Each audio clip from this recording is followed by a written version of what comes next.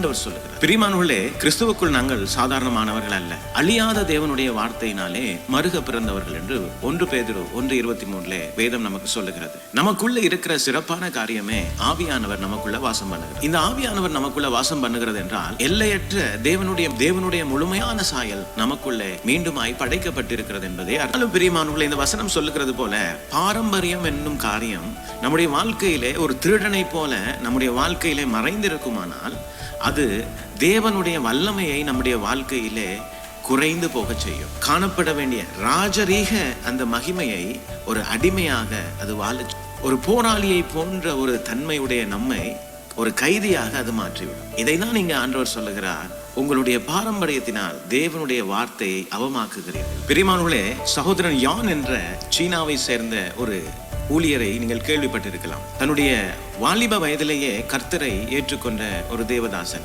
தன்னுடைய தகப்பனார் மிகவும் ஒரு பொல்லாத வியாதியினாலே வியாதிப்பட்டிருக்கையில் அவருடைய தாயாருக்கு எப்படியோ இயேசு சுகமாக்குகிறார் என்ற செய்தி கேள்விப்பட்டு அவர் ஆண்டவரை நோக்கி கதரும் பொழுது ஒரு அற்புத விதமாக அவருடைய தகப்பனார் குணமாகுகிறதை இந்த சகோதரன் காண்கிறார். அந்த கண்ட அந்த யோன் இந்த தேவன் யார் என்பதை அறிய முற்படுகிறார். 1970களிலே சீனாவிலே வேதாகமங்கள் சுட்டரிக்கப்பட்டன. ஒரு வேதாகமத்தை தேடி எடுப்பது என்பது ஒரு அபூர்வமான காரியம். ஆனால் 100 நாட்கள் உபவாசத்தோடு ஜெபித்த பிறகு அற்புத விதமாக ஒரு மனுஷன் அவரிடத்துல ஒரு வேதாகமத்தை கொண்டு வந்து கொடுத்தாராம். இவர் அதை கொண்டு அந்த வேதம் முழுவதையும் மனப்பாடமாக்கினார்.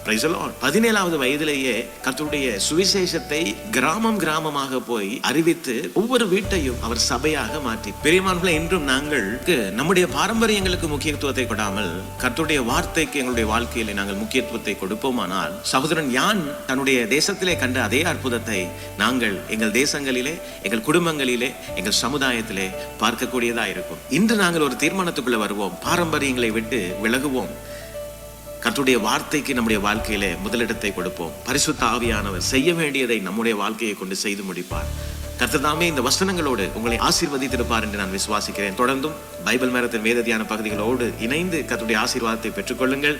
இன்று கர்த்தருடைய வார்த்தைக்கு உங்கள் வாழ்க்கையிலே முக்கியத்துவத்தை கொடுங்கள். God bless you.